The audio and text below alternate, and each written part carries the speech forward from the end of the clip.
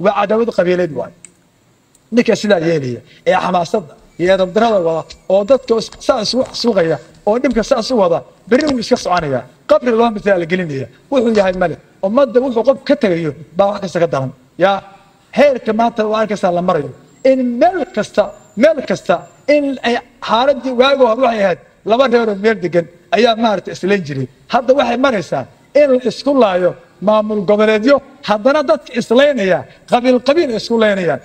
qabiilkaasna waxa ka dambeeya oo soo xoojinaya waa maamul weyn waynu ku ogyihiin sidaas waynu kula socdaa haddii shakhsiga noocaas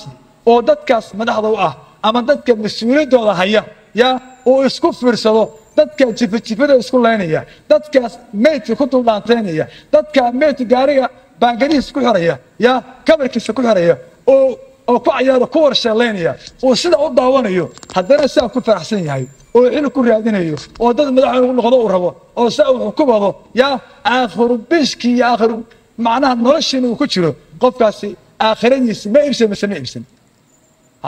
waxa laga aamusi kara maaha waxa la dheersan kara maaha waxa la iska daadaawan kara maaha waxaas meel xun bay xaalad maraysaa dadkaas islaynaya oo sida isu galaya oo isbaabiinaya oo reehab isku leynaya oo hubka isku aruursanaya dadka madaxda u ah oo ka dambeeya oo daawanaya dadkaas aakhira la weydiinaya cid kale la weydiinayo ya waa reehabiliyo jaahiliin weeyay saasi ahaayeen laga yeelmiyo man sanna sunnatan sayyi'ah qofku wada dadka haduu u jeexo oo wadada lagu leedo waliga ka harimayso هذا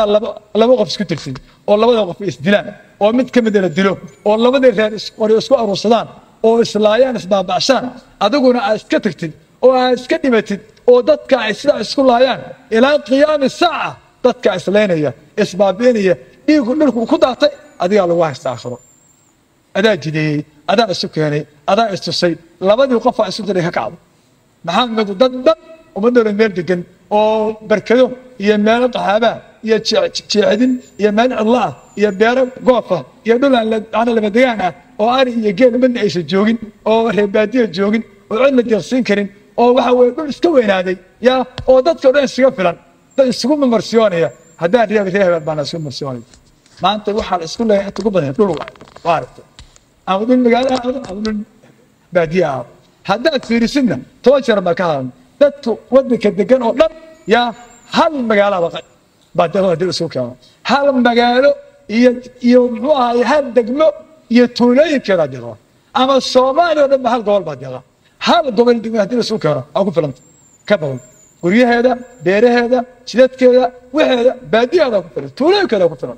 لولك أنت لعب أو لضعة أيال السولانية ما نمهم قدام دي وحده دايم يشد ميس